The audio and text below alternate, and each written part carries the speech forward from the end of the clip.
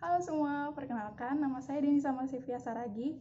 Saya dari kelas Administrasi Bisnis 3B Politeknik Negeri Medan. Di sini saya akan menjelaskan tentang komunikasi. Komunikasi adalah suatu proses penyampaian ide, informasi ataupun pesan dari satu individu ke individu lainnya.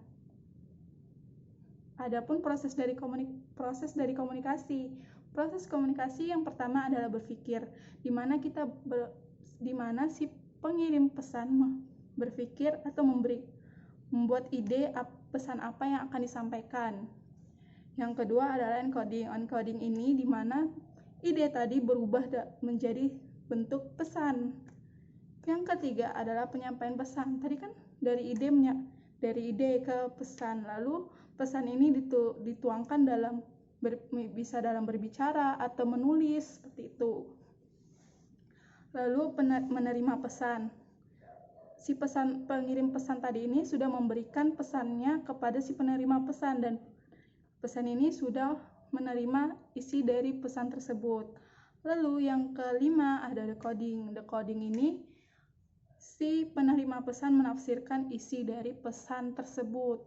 Lalu yang terakhir adalah feedback. Feedback ini adalah tanggapan atau respon dari si penerima pesan terhadap si pengirim pesan. Jadi gitu. Lalu ada juga kriteria yang harus dimiliki seorang komunikator dan komunikan. Yang pertama adalah skill komunikasinya. Bisa skill komunikasi berbicara, menulis, dan menggambar. Contohnya nih, saat kita harus mengirim surat, kita tuh harus mengirim surat atau membuat surat. Jadi kita tuh harus bisa menulis yang baik dan benar, tahu untuk siapa surat ini ditulis gitu.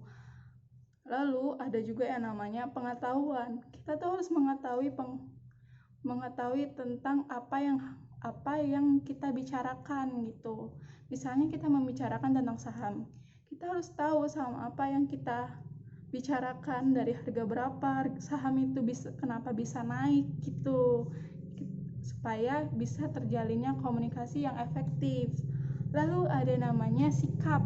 Sikap ini bagaimana cara kita menyikapi seseorang yang berbicara dengan kita. Kita tuh saat orang berbicara dengan kita tuh harus fokus, kita harus mendengarkan dengan baik apa yang mereka katakan. Tuh.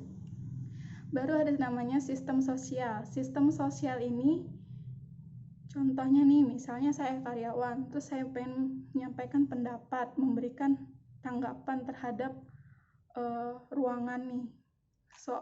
Kepada atasan saya bilang kalau ruangan ini tuh nggak cocok untuk administrasi, cocoknya tuh warna pink Pak misalnya.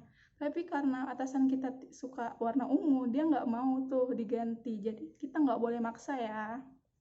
Lalu yang terakhir adalah budaya. Di budaya ini, contohnya nih, banyak orang bilang kalau orang Medan itu kalau berbicara tuh kasar atau marah, tapi sebenarnya enggak.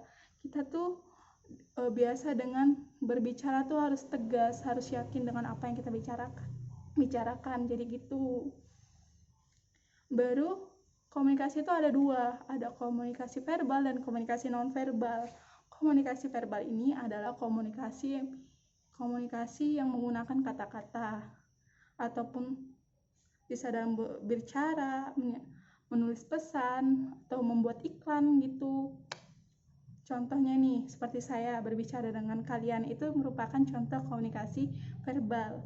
Ada juga namanya komunikasi non-verbal. Komunikasi non-verbal adalah komunikasi yang tidak menggunakan kata-kata. Contohnya menggambar, gerak tubuh, dan simbol.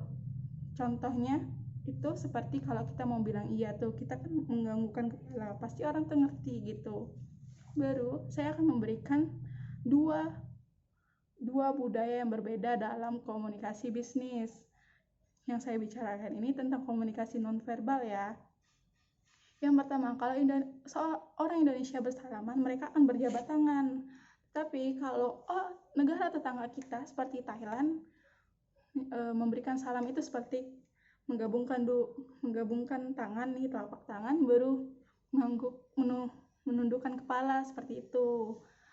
Dan yang kedua adalah di negara Amerika, mereka memberikan suap atau memberikan hadiah kepada rekan bisnis itu merupakan hal yang tidak boleh dilakukan. Tetapi di negara Meksiko, hal tersebut merupakan hal yang wajar dilakukan. Jadi begitu. Terima kasih sudah nonton. Semoga bermanfaat ya. Sampai jumpa.